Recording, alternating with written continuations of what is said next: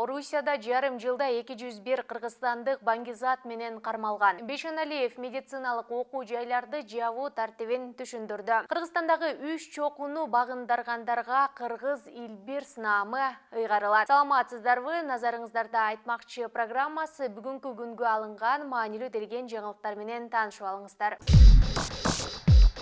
Жогорку кеңештин депутаты Нуржигит Кадырбеков 2021 жылдын 6 айында Орусияда 201 кыргызстандык баңгизат менен кармалганын бүгүн 17 февралда парламенттин жыйынында билдирди. Алардын көбү мектепти жаңы бүтүп барган жаштар экенин кошумчалады. 6 айда баңгизатты сатты, даярдады деп 201 бала кармалыптыр. Алар ушул бизнесте жүрөт дейсизби? Болгону жумасына 10-15 миң рубль беребиз деген кулактандырууларды окуп алып шылуундардын торуна илинип, балдарга убал болуп жатат. Мигранттардын укуктук аң сезимин даярдоо боюнча система ойлоп табылышы керек. Болбосо ыктыярчыларды тарталы, деди Кадырбеков. Расмий маалыматтар боюнча ушул тапта Орусияда жашап иштеп жүргөн кыргызстандыктардын саны 700 миңден ашуун. Нет. Ничего никогда не будет хорошо. Саламаттык сактоо министри Алымкадыр Бейшеналиев менчик медициналык окуу жайларды жабуу жолун түшүндүрдү. Ал 17 окуу жайга кат жөнөтүлгөнүн 1 апрелге чейин клиникалык базасын комиссияга көрсөтүү албагандардын лицензиясы алынарын билдирди. О, вот круто! Клиникалык база боюнча 086 деген маалымдаманы биз беребиз. 3-чү курстан баштап медициналык клиникалык базасы болушу керек. 1 апрелге чейин алар биздин комиссияга клиникалык базасын, оорукана, өлүккана, анатомия бар деп далилдеп бериши керек. Билим берүү министрлиги деле лицензияны бизсиз бере албайт, деди Бейшеналиев. Я не обижу, я добрая.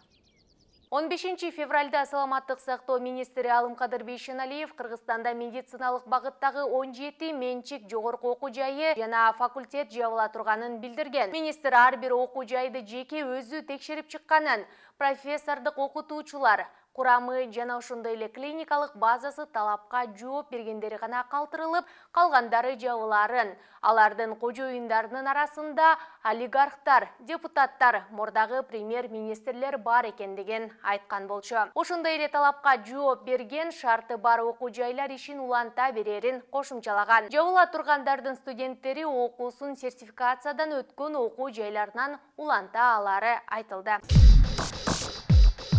Альпинизм жана аскага чыгуу федерациясы кыргыз тоолорун таанытуу. Бул тармакты өнүктүрүү максатында Жеңиш, Хан Теңири жана Ленин чокусуна чыккандарга улуттук наам берүү долбоорун даярдап жатат. Бул тууралуу Эдуард Кубатов билдирди. Анын айтымында, мындай кадам жергиликтүү жарандарды гана эмес, чет өлкөлүк альпинисттерди дагы кызыктырат. В течение 4 лет его группа «Консультанты по приключениям» провела 19 клиентов на пик. Альпинизм жана аскага чыгуу федерациясы бул жылдын алкагында 2 ири улуттук долбоорду ишке ашыруу алдында турат. Кыргызстандагы эң бийик Жеңиш, Хан Теңир жана Ленин чокусун багындырган альпинисттерге эми Кыргыз Илбир улуттук наамы ыйгарылат. Мындай демилге бул тармактын өнүгүшүнө, жергиликтүү жана чет өлкөлүк альпинисттерди тартууга өбөлгө түзөт. Экинчи долбоор Кыргызстандын тарыхында биринчи жолу альпинисттер курама командасы Гималайга экспедицияга барат, деди Кубатов.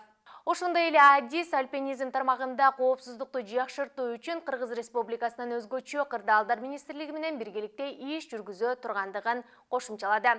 Ушул жана башка жаңылыктарды биздин Bizon KGZ сайтыбыздан окуй аласыздар.